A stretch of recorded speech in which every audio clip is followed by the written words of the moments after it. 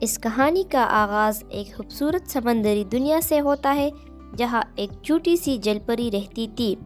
اس کا نام اریل تھا اور وہ سمندر کے گہرے حصے میں اپنی فیملی کے ساتھ رہتی تھی۔ اریل بچپن سے ہی دنیا کے بارے میں تجسس رکھتی تھی اور ہمیشہ ان کی زندگی کے بارے میں سوالات کرتی رہتی تھی۔ اریل کی سب سے بڑی خواہش یہ تھی کہ وہ انسان بن جائے تاکہ وہ زمین پر رہ کر انسانوں کی دنیا میں رہ سکے۔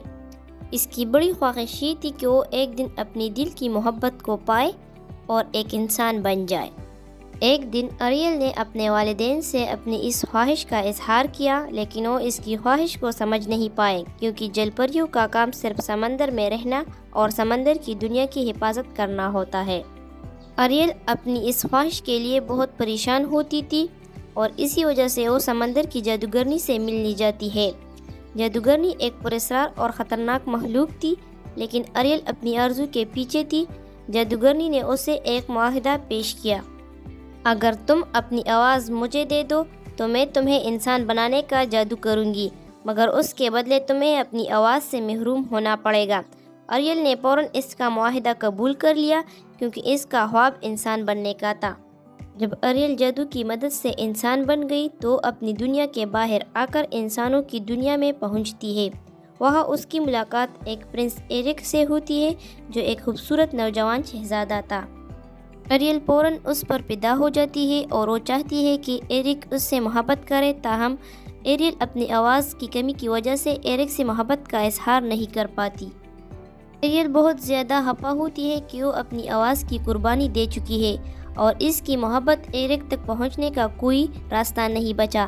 اس دوران جادوگرنی اس کا مقابلہ کرنے کے لیے اپنی چالاکی استعمال کرتی ہے اور پرنس ایرک کو اپنے جال میں پھنسانے کے لیے کوشش کرتی ہے۔ وہ ایرک کو خود سے محبت کرنے کے لیے بہکاتی ہے اور اس کی محبت کا مقصد ایریل کے دل کو توڑنا ہوتا ہے۔